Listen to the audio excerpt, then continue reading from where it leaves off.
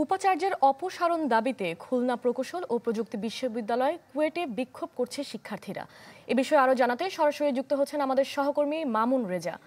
মামুন, আমরা দেখতে পাচ্ছি যে শিক্ষার্থীরা তাদের দাবিতে অনড়। প্রশাসনের পক্ষ থেকে কি বলা হচ্ছে?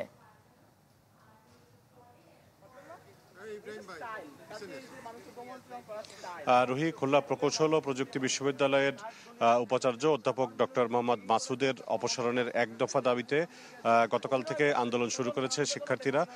আজ সকাল 10:30টায় তাদের বিক্ষোভ মিছিল করার কথা ছিল, তবে সেই মিছিল এখনো পর্যন্ত শুরু হয়নি। শিক্ষার্থী 40-50 জনের মতো শিক্ষার্থী তারা কুয়েটের দুর্বার বাংলা চত্বরে এখানে এসে জড়ো হয়েছেন। কিছু সময়ের মধ্যে আরও শিক্ষার্থী আসার পর তারা ক্যাম্পাসে বিক্ষোভ মিছিল করবেন এবং মিছিল নিয়ে ক্যাম্পাসের বিভিন্ন সড়ক প্রদক্ষিণ করবেন। এরপর উপাচার্যের অপসারণের দাবিতে তারা ক্যাম্পাস জুড়ে পোস্টার লাগাবেন। আর সার্বিক পরিস্থিতি নিয়ে উপাচার্য তার কার্যালয়ে সব শিক্ষকদের নিয়ে বেলা 11টা থেকে একটি সভা শুরু করেছেন। সেই সভা এখনো চলছে। বিশ্ববিদ্যালয় কর্তৃপক্ষ গতকাল আনুষ্ঠানিকভাবে কোনো কথা বলেনি, তবে গতকাল শিক্ষার্থীরা যে তালা ভেঙে হলে ঢুকেছিল সেই বিষয়টি নিয়ে রেজিস্ট্রার গণমাধ্যম কর্মীদের সাথে কথা বলেছিলেন। রেজিস্ট্রার মোহাম্মদ আনিসুর রহমান ভুইয়া তিনি বলেছিলেন যে তারা বিষয়টি শুনেছেন, তবে এখনো এ ব্যাপারে কোনো সিদ্ধান্ত নেননি।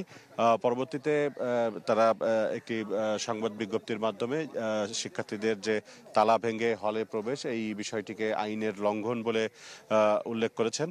আর এখনো পর্যন্ত শিক্ষার্থীরা বলছেন যে যতক্ষণ পর্যন্ত উপাচার্যের অপসারণ না হয় ততক্ষণ পর্যন্ত তারা ধারাবাহিকভাবে আন্দোলন চালিয়ে যাবেন। আর গতকাল যারা হলে উঠেছিলেন তারা হলগুলোতে কিছুটা সমস্যার সম্মুখীন হচ্ছেন, যেমন হলগুলোতে এখনো পর্যন্ত ইন্টারনেট সংযোগ দেওয়া হয়নি। এছাড়া যে পানির সংকট রয়েছে, সে কারণে তারা কিছুটা দুর্ভোগে পড়েছেন।